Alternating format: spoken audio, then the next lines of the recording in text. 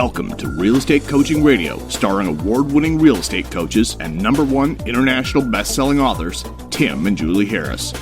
Real Estate Coaching Radio is the nation's #1 daily radio show for realtors who demand authentic, real-time coaching. Get ready for fluff-free, unfiltered, full-strength honesty about what's truly working to get you into action, helping others, and making money now in today's real estate market. Now to our hosts, Tim and Julie Harris. 3, 2, 1, we're back. Hey, welcome to July 1st. That's right, July 1st. Yes, indeed. Welcome to the second half, the year of miracles. That's That's right. what I'm hoping for. Do you notice that like every single day where there's not some sort of news something or another making headlines, it almost feels like a relief, right? Absolutely. You can't do that around your mic, yeah. And so it's funny when I say welcome to July 1st, and I can feel a little bit of me celebrating. I actually feel like we've got this sort of omnipresent sort of, cloud that's looming everywhere. And it's like another day goes by and the, sun comes up and the world still is that I remembered it when I went to bed the night before. That's a good day. It is a good day. There's one of my favorite lines from a book I read as a kid is that the sun will go on rising and the moon will go on setting and you will persevere. So we'll have to remember that in these times. But yeah, I think cautiously optimistic. And here we are almost on top of a holiday weekend too. So be safe, everybody. Have some fun. But, we got the rest of the year to take care of too. Yeah. So thank you for all the great praise. I can read you some of these messages, Julie, I've been getting. We'll take a little break. And I've been getting so many nice texts and emails from people. I'm sorry if I don't share the messages you guys send to me on the podcast. I really should be do better than, just to give you guys a response. I should acknowledge you publicly. But listen, I sincerely appreciate when you guys give us good feedback and sort of appreciate it when you give us bad feedback. Those I don't give much of a response to. No, I'm just kidding. Any feedback we appreciate to help make the show better. And I sincerely appreciate the fact that you guys understood why we wanted to present this information now, because if there was ever a more timely opportunity to talk about the fact that we all have moral obligations to be rich, it is definitely now. And the whole moral obligation conversation we started last Wednesday. So if you're not caught up on all the podcasts, just go back to last Wednesday, and they were done sequentially. And every single day we knocked out another rule as far as you having a moral obligation to be rich. And also, I want to remind all of you that yes, I know it's the 4th of July weekend, but we are going to be providing, and we're going to probably end up doing one of these next week too, if not two, a mastermind. So what we're focused on is keeping you guys motivated, getting you guys out of your rabbit holes, your emotional rabbit holes, so you can make the most of the rest of this year. We are experiencing, obviously, what is going to be remembered as the end of the seller's market. And I'm already seeing from essentially all of our top clients around the country, we're already starting to see the pullback from buyers who are essentially, for all the normal reasons and some not normal, the market's going to start adjusting. And I think what we're going to experience, what it seems like we're going to experience, is going to be a rather abrupt slowing of the market into fourth quarter, and that's perfectly fine as long as you have taken care of yourself in what now is third quarter. So do everything in your power to move forward, help as many people as you can, and frankly, make as much money as you can in anticipation of the fact that leading into 2021, it's going to be a lot of uncertainty for all the reasons that and probably some new ones that no one's even thought of yet. So if you're looking for motivation, here's what I want you to do. Just text the word mastermind to 31996. Text the word mastermind to 31996. And we're going to text you back a link where you can register to join one of the upcoming events we're doing. It's really a webinar, training, motivation thing where I'm going to be interviewing maybe 6 to, just depends on how many people say yes, 12 different top producers, and they're just short to the point interviews. Some of them I've pre-recorded, but the moral of the story is this is a great thing to make it so that you've got some good momentum going into second quarter. So just text the word mastermind to 31996. All right, so let's go on to rule number 5. And like I said, if you have not listened to the previous 4 rules, it is your moral obligation to go and listen to them. So I'm going to read rule number 5, and then Julie, I'll just read the title of it, and then you can jump in. You got it. All right, rule number 5. Accept the fact that the more people you help accomplish their goals, the richer you'll become, and the more freedom you'll experience. That's a big point. That is a big point. Yeah. It is. You will only become rich and free when you become of service to others. Not rich and free, develop a product or a skill set that others are willing to pay for, and then multiply that. And when you're rich and free, the economy tanks, you can buy assets at a discount. You can help people who might not have been able to help themselves. We're already seeing inklings of this here and there, but here's the bigger point. It was the first part. Accept the fact that the more people you help accomplish their goals, the richer you'll become and the more freedom you'll experience. You know, people, you can apply this in lots of different aspects, especially of real estate. You know, I remember reading some business book a long time ago where people would criticize, oh, that's a landlord, he's got 100 properties. Oh, he must be rich, he must be taking advantage of people. No, he's actually, assuming he does a good job, providing housing for a lot of different families that maybe couldn't purchase a house on their own. And maybe he does a really killer job as a landlord and takes really great care of them. And, you know, who knows? The point is, when you have a skill set that people are willing to pay for, that will lead to your wealth. Well, you're combining essentially a mindset checkup where you're trying to get them to identify what their limiting beliefs are about rich people. That's the reason we're saying that. And there are so many examples. It's really almost kind of a waste of time because every single one of you have had those thoughts before.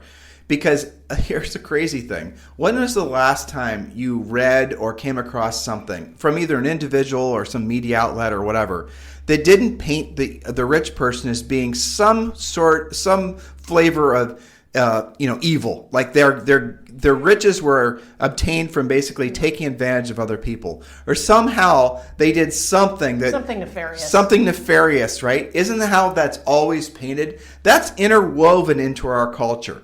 It just is every single thing you come across, even in books.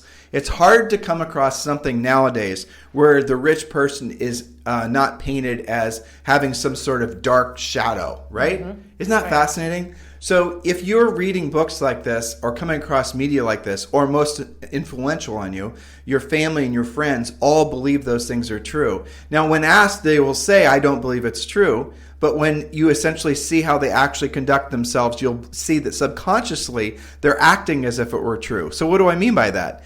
You might not have somebody, for example, if an agent in your marketplace all of a sudden just has an amazing year and just sells 1 billion houses, have you noticed that your first thoughts are, what are they doing? What are they coming up with the leads? How are they shortcutting it? Why is it so much easier for them? Maybe they're, cutting their commission, or they're doing something nefarious. You see how your mind immediately goes to that? Whereas maybe the reality of it is this just basically the payoff from decades worth of hard work, and they've gotten to the point where they have the reputation of being able to solve other people's problems, and so that's then essentially spun into amazing amounts of momentum where they generate more and more transactions. Now, take this to another level. Like, I think of the show Billions on Showtime, right? Yeah. I mean, every single one of the rich characters always is painted with a negative brush. That's right. And people love it. People love thinking that somehow to be a billionaire, you had to somehow, do evil on others. And guys, this thinking, it perpetuates all society, probably maybe even outside the United States. I really don't know. I imagine it does.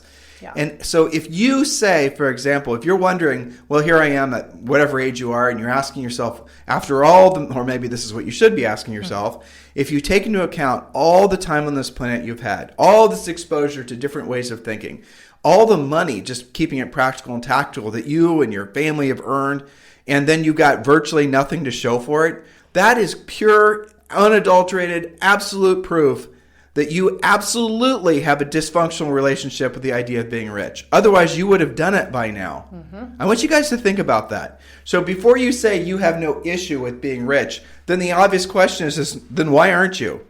It's not because you haven't not earned enough money, though some of you, that's going to be the case. It's not because you haven't had the opportunity. Again, opportunity, ebbs and flows just depending on where you live. I mean, location matters, right? All these types of things. I'm not saying it's a level playing field. It never is, never will be. But what I'm saying is, let's just say you're 40 and you're listening to this. If you're not at least a single-digit millionaire by now, you've got a dysfunctional relationship with money. And you need to realize that the probability of you accumulating enough money, or essentially that will give you enough freedom. Remember, rich is where your money works for you and you no longer have to work for your money. The probability of you ever allowing yourself to get that, given your obvious convoluted thinking about just that very topic of being rich, where you no longer have to work for money. Your thinking your desire to get to that point is not matching your obvious software that's in your head. So the software is running in the shadows. You don't even know it's there. So if you want to really know what somebody thinks, don't listen, frankly, to what they say. Watch what they do. That's really how you can, and I hate to use the word judge, but that's how you can really judge somebody's character, or whether or not they sincerely, mean what they say. Like, somebody could come out as a bumbling idiot, be the worst, presenting their opinions and their facts. Maybe they're too analytical and they take forever to make a point, but it doesn't matter. If at the end of the day, what they do, the results that they generate are brilliant, then how do you label that? You say that person obviously has good character. They are going to essentially achieve whatever they want to in life. But what do most of us do? We do nothing. We just essentially continue to perpetuate the bad software our entire lives, and it never ends. And then you pass that lovely, essentially way of thinking on to future generations, and they stay poor as well.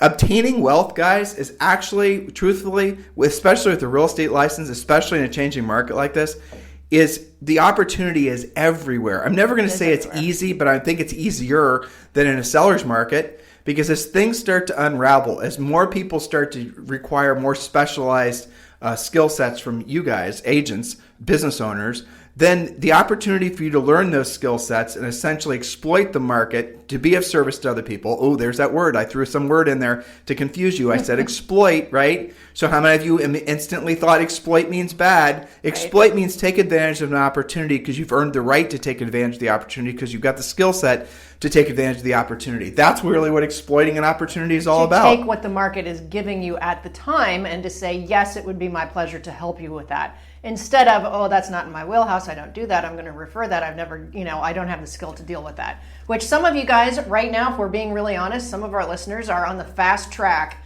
to not being able to deal with some of the new situations. With Premier Coaching that I do every day, I hear about situations all over the country, really all over the world. We have clients in the Caribbean and in Australia and even in Israel. So we hear about different things. And I have to say, I already am seeing a higher level of negotiation required, a higher level of hand-holding, especially of sellers who are freaking out, even of buyers who can't find something to buy. Just the level of skill, even right now, and I think it's going to be, I'm not going to say get worse. That's not really the right term. It's going to get more challenging. It's going to be more challenging. For the unskilled agents, for sure. Unskilled agents. And, one of the ways that I can see that is sometimes we'll get questions that is like the most convoluted situation ever, where if an experienced agent puts that through their filter, they're going to go, you know what, that person is never going to buy, or that person is never going to sell. But the agent's working with that, quote, client because they don't have the skill to find people who are actually motivated and, higher quality level of business. You generate, you don't have to tolerate. Exactly. You generate leads,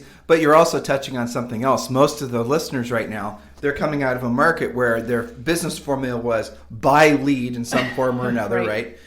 All leads could essentially get qualified for a mortgage, so minimum pre-qualifying. Right. Maybe they came with a loan. Maybe you had to set them up with a lender, and then let the buyer tell you what houses they wanted to see, and basically open doors. That was essentially your entire business model. And those of you guys who are, centers of influence, past client base, which the majority of you are, because that's the easy business to do in a seller's market, you're going to be the ones that are going to be adversely affected the quickest from this changing market, because you're never going to have developed frankly, the ability to compete, because the business, generally speaking, just came to you. Well, in this new market, when those sellers or those buyers you put into houses are essentially desperate to sell, and you don't have the skill set necessary, and you just think you're going to get the listing because you brought them a pumpkin pie last November, you're not even going to get called out, because they're going to be looking for people with specialized knowledge. So I'm going to read the headliner for point or rule number 5 again, because you really need to internalize this. This took Julie and I, by the way, about 1 billion years and about 1 trillion coaching calls to really internalize and know is true. Yeah. But accept the fact that the more people you help accomplish their goals, the richer you'll become and the more freedom you'll experience.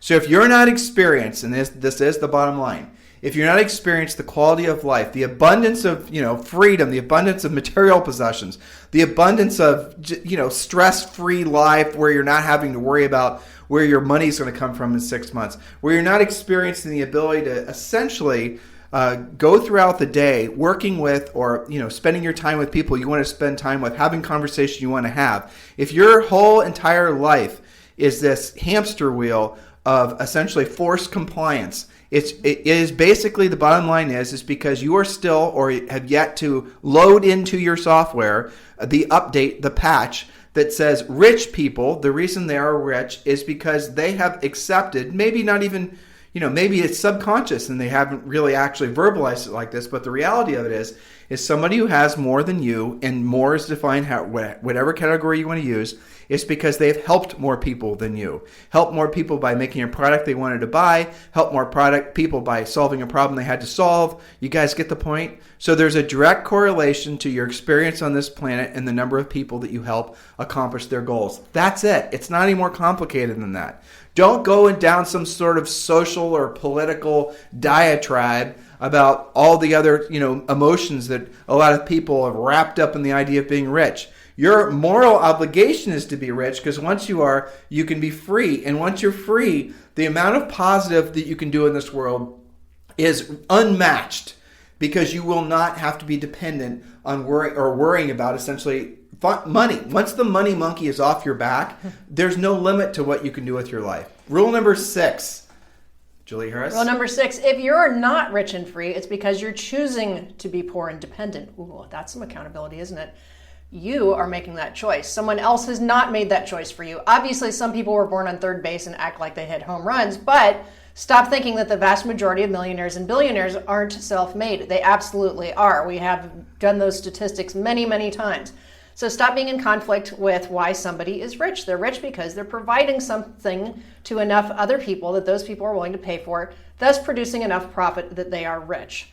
So if your primary aim is your immediate safety and security and 2 weeks off for vacation, and that's the only contribution you're willing to make, in other words, minimum effort to maintain comfort, if your every waking moment is seeking comfort, well, you have chosen to be dependent. You've chosen to be a slave to your limiting beliefs.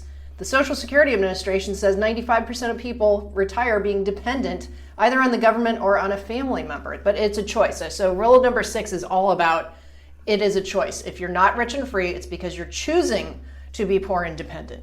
That's right. And it is a choice. And so it goes back to the previous points we made and the homework we assigned all of you guys every single day, which is going media free. Because the more media you consume, it is so important. The more media you consume, and in all forms, that everything is going to reinforce the idea that you're not really in control. Everything is going to reinforce the idea that you have to be dependent. Everything, and frankly, everyone around you, because they're all, essentially operating off the same OS as you are. None of them are going to even remotely emotionally attach themselves in a real way to the idea that one day they could be rich where their money works for them and they no longer work for their money.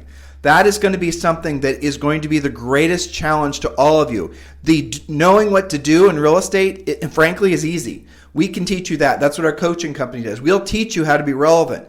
But we can give you the best toolbox full of tools and tell you how to use those tools. But if you're not willing to go out there and use those tools, or if you still try to operate, so you've got this new upgraded self, and again, using a toolbox analogy, and you can solve anybody's problem, but you're not actually willing to go out there and do it, because you are essentially have this, and it is real. You're going to be rejected by virtually everyone when you start to break outside of the mold. I tell that Julie and I use this as an example all the time, and I'm always amazed how many people have never heard this before, but it's the crabs in the bucket story. Mm-hmm. And, it is what it is. So and we actually saw this, by the way.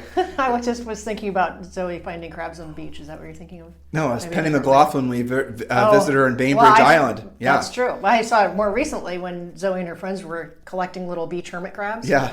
And I thought, well, how did they have 20 of them in a little cup? Yeah. It's because they pull each other down. Yeah, and so that's the story right there. Basically, if you put a bunch of crabs in a bucket, and one of the crabs tries to escape the bucket, like by maybe standing on another crab, frankly, the other crabs will pull that crab back in. And we've actually seen that. It's quite an amazing phenomenon. They'll actually seek out the crab that is trying to escape. Mm-hmm. But that's how people are too. That's how your family is. And I'm not saying, obviously you have to bring your family up with you.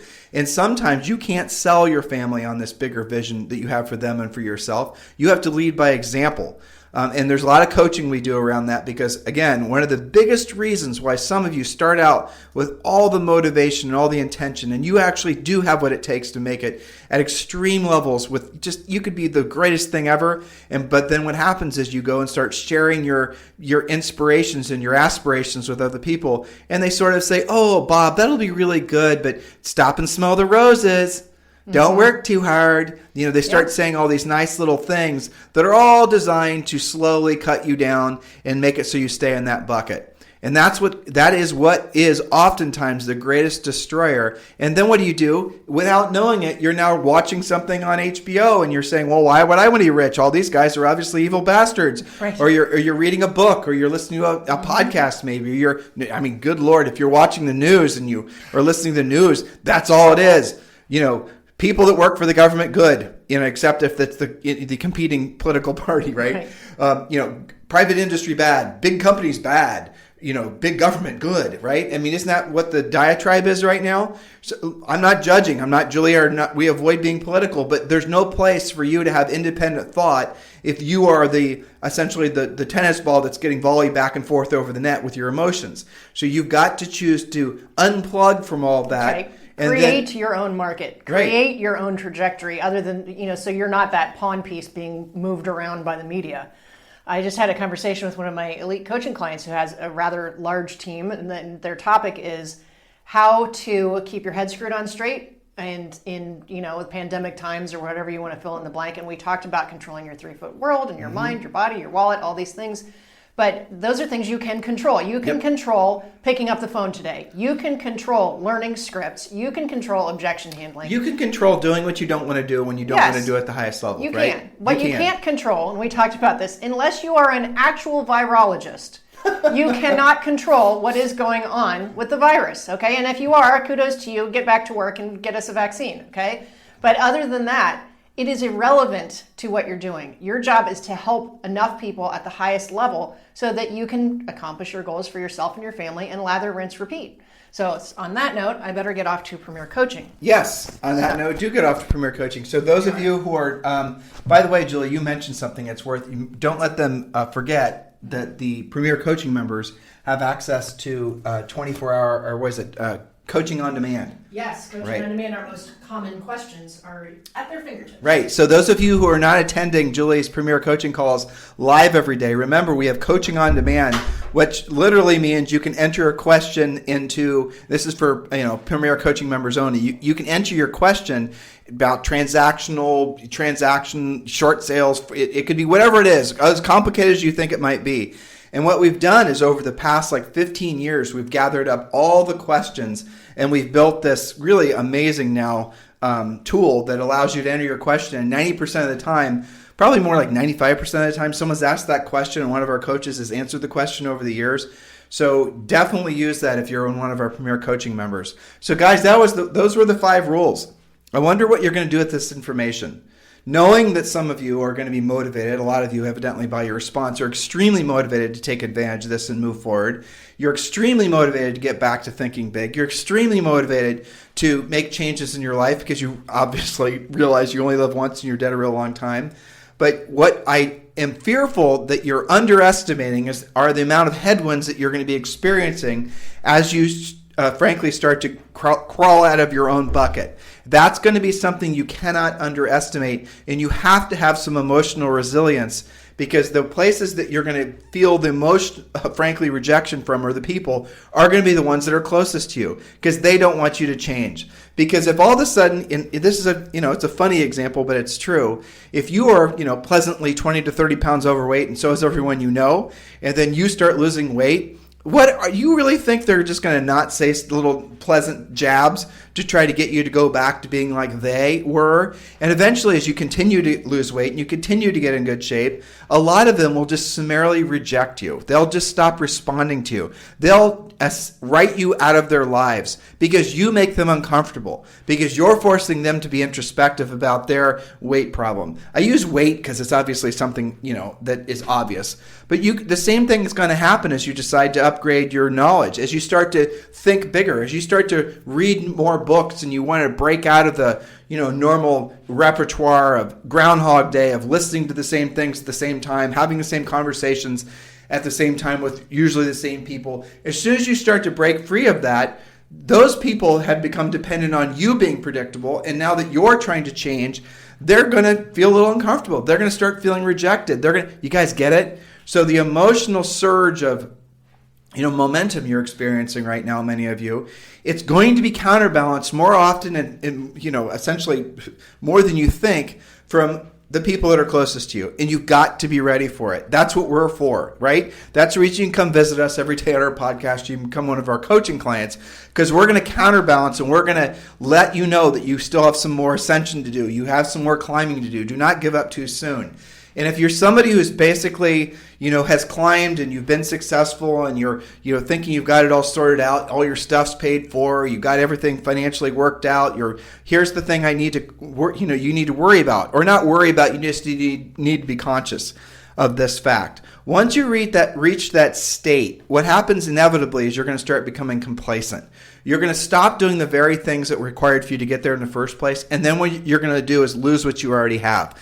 Again, using exercise. If you basically get your body in tip-top shape, and then you all of a sudden stop exercising and start, eating carbs again, and all the rest of it, your body's going to slide back faster. Like if it took you 2 years to get to the point where you're in peak physical performance, it'll take you maybe 90 to 120 days to lose all that positive momentum that you built for yourself. There's no aspect of your life that ever can be left alone. Your relationships, your spirituality, your education, your physical, everything, your financial certainly has to always be upgraded. Every single thing in your life needs to be upgraded. Julie and I do that. Frankly, we're doing it right now. We make a list of the goals that we have for the rest of the year. I'm looking to see where the list is. I'm looking at it right now. And what we do is we start with where are the things that we think we have ideally situated. And then we say, well, what would it mean to upgrade that, by 100%? And it could just be essentially the number of books that we're reading, for example. We listen to books, we really don't read them. Or it could be the amount of work product we're producing. Maybe we're, churning out 2 or 3 chapters per month of a new book that we're working on. Then we ask ourselves, well, really would it take that much more to do 6? What would we have to do to really get this? We're trying to maximize our time on this planet, because we know that on the other side of us being able to help more of you, the better experience that we have. So when I say something, or Julie says something, one of our coaches say something, or you read something we wrote or something we said, and it helps you, ultimately, that essentially helps us too. We're getting a sometimes direct, oftentimes indirect, but benefit from everything that we're doing, because we know, absolutely are positive, that the more people we help accomplish their goals, the more of life we're going to be allowed to enjoy. And we're choosing to oftentimes make ourselves uncomfortable, because Julie and I have seen through coaching clients what happens if you allow yourself to become complacent.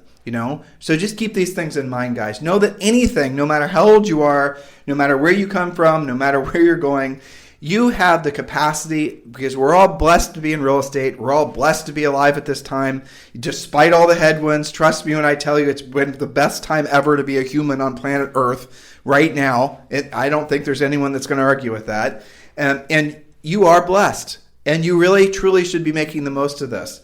Stop living underneath your staircase, please. There's going to be more headwinds. There's going to be more viruses. There's going to be more social unrest. There's going to be more of all these things.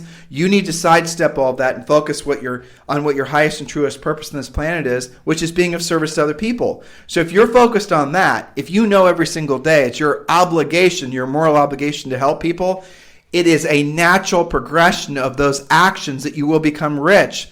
Because those people are then going to tell other people, which obviously will result in you doing more transactions.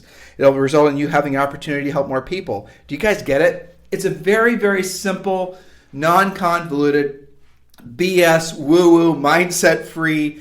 We're not trying to put you into a trance with all these fancy sayings and giving you a lot to think about. We're just being as practical and tactical and drilled down in real life as possible. And I appreciate the fact that our message is resonating with so many of you guys.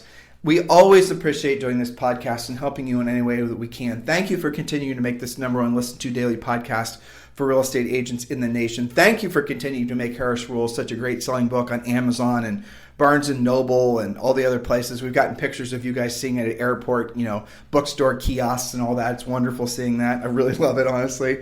Huge accomplishment for us. That book came out a year ago last month in June, which is amazing to think it's only been out a year. It feels like it's been out for 1,000 years. And if you guys want to talk with me about joining our EXP group, and a lot of you do, 2 or 3 of you a day reach out to me and text me saying this is something you want to pursue, go ahead and text me directly, and we can have a direct conversation about you partnering with Julie and I at EXP as part of our group. Just text me directly at 512-758-0206, 512-758-0206. In the meantime, you guys have a fantastic day, and we'll talk with you on the show tomorrow. This program has been a presentation by Tim and Julie Harris, Real Estate Coaching. For more information on our real estate coaching and training programs, visit our website at timandjulieharris.com. Remember to tune in weekdays at noon for upcoming shows, and until next time, thank you for listening to Real Estate Coaching Radio with Tim and Julie Harris. This podcast is a part of the C-Suite Radio Network. For more top business podcasts, visit c-suiteradio.com.